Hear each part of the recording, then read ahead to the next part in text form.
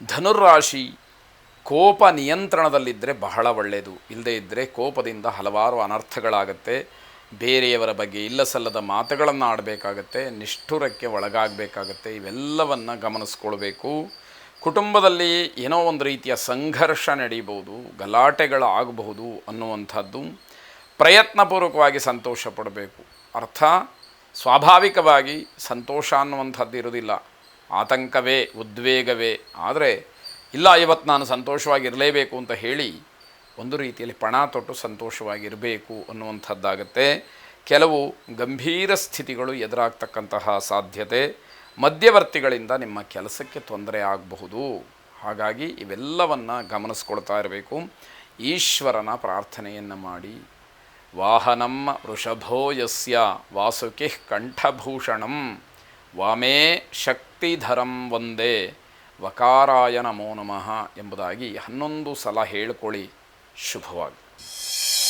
ಮಕರ ರಾಶಿ, ವೃತ್ತಿಯಲ್ಲಾಗಲಿ ಉದ್ಯೋಗದಲ್ಲಾಗಲಿ ಆರ್ಥಿಕ ಸಮಸ್ಯೆ ಎನ್ನುವಂಥದ್ದೇ ಇರೋದಿಲ್ಲ. ಹಣಕಾಸಿನ ವಿಚಾರ ಬಂತು ಅಂತಂದರೆ ಸ್ವಲ್ಪ ನೆಮ್ಮದಿ.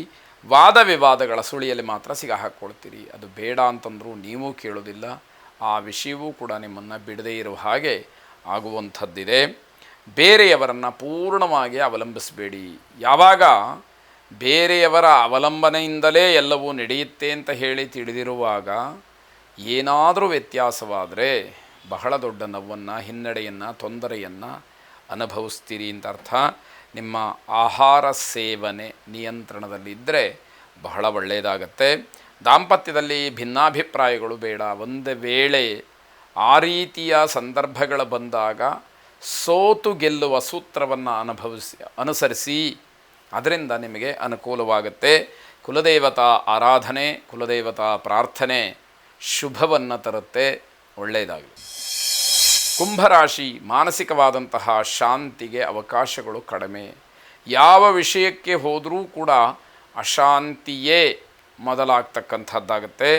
ಹೊಸ ವಸ್ತುವಿನ ಖರೀದಿಯ ವಿಚಾರದಲ್ಲಿ ನಿರಾಸೆ ಆಗಬಹುದು ಅಂತ ಅರ್ಥ.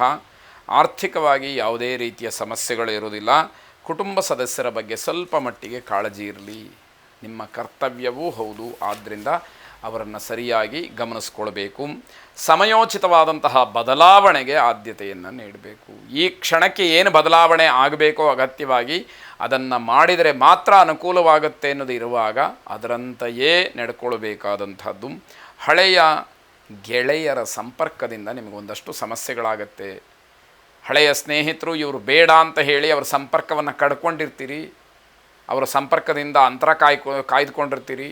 ಮತ್ತೆ ಮತ್ತೆ ಈಗ ಅವರ ಸಂಪರ್ಕಕ್ಕೆ ಬಂದರು ಅಂತಾದರೆ ಹಳೆಯ ಸಮಸ್ಯೆ ನಿಮಗೆ ಪುನರಾವರ್ತನೆ ಆಗ್ತಕ್ಕಂಥದ್ದು. ಮತ್ತೊಂದಷ್ಟು ಸಮಸ್ಯೆಯನ್ನು, ತೊಂದರೆಯನ್ನು, ಹಿನ್ನಡೆಯನ್ನು, ಅಗೌರವವನ್ನು ಇವೆಲ್ಲವನ್ನು ನೋಡಬೇಕಾಗತ್ತೆ ಅನ್ನುವಂಥದ್ದು. ನವಗ್ರಹರ ಪ್ರಾರ್ಥನೆ ಮಾಡಿ. ನಮಃ ಸೂರ್ಯಾಯ ಚಂದ್ರಾಯ ಮಂಗಲಾಯ ಬುಧಾಯ ಚ ಗುರುಶುಕ್ರ ಶನಿಭ್ಯಶ್ಚ ರಾಹವೇ ಕೇತವೇ ನಮಃ ಎಂಬುದಾಗಿ 9 ಸಲ ಹೇಳ್ಕೊಳ್ಳಿ. ಶುಭವಾಗಿ. ಕೊನೆಯದಾಗಿ ಮೀನರಾಶಿ, ನಿಮ್ಮ ವೃತ್ತಿಯಲ್ಲಿ ವ್ಯವಹಾರದಲ್ಲಿ ಸ್ವಲ್ಪ ವ್ಯತ್ಯಾಸಗಳಾಗತ್ತೆ. ತಾಳ್ಮೆಯಿಂದ ಅದನ್ನು ಗಮನಿಸಿ ಸರಿಪಡಿಸ್ಕೊಳ್ಳೋದಕ್ಕೆ ಅವಕಾಶ ಇದೆ. ಅಷ್ಟರಲ್ಲೇ ತಾಳ್ಮೆಯನ್ನು ಕಳ್ಕೊಂಡು ಹೀಗೇ ಆಗಬೇಕು ಅನ್ನುವ ಹಠಕ್ಕೆ ಬಿದ್ದವರಿಗೆ ತೊಂದರೆ ಆಗ್ತಕ್ಕಂಥದ್ದಿದೆ. ಯಾವುದೇ ರೀತಿಯ ಹೊಸ ವ್ಯವಹಾರಗಳನ್ನು ಪ್ರಾರಂಭ ಮಾಡಬೇಡಿ. ಹಳೆಯ ನೆನಪು ನಿಮಗೆ ಸಂತೋಷವನ್ನು ತಂದುಕೊಡುತ್ತೆ ಅನ್ನುವಂಥದ್ದು. ಸಹೋದರರ ಸಹಕಾರ ನಿಮಗೆ ಪರಿಪೂರ್ಣವಾಗಿ ಸಿಕ್ಕುವಂಥದ್ದು. ಹಣದ ವಿಚಾರದಲ್ಲಿ ಸ್ವಲ್ಪ ಮಟ್ಟಿಗೆ ಸಮಸ್ಯೆಯನ್ನು ಮಾಡ್ಕೊಳ್ತೀರಿ. ಮಕ್ಕಳ ಜೊತೆಯಲ್ಲಿ ಅಮೂಲ್ಯವಾದಂತಹ ಸಮಯವನ್ನು ಕಳಿತೀರಿ. ಇದು ಬಹಳ ಮೆಚ್ಚಬೇಕಾದ್ದು. ಇದಕ್ಕೆ ಬೆಲೆಯನ್ನು ಕಟ್ಟಲಿಕ್ಕೆ ಸಾಧ್ಯ ಆಗದೇ ಇರತಕ್ಕಂಥದ್ದು. ಲಕ್ಷ್ಮೀದೇವಿಯನ್ನು ವಿಶೇಷವಾಗಿ ಪ್ರಾರ್ಥನೆ ಮಾಡಿ.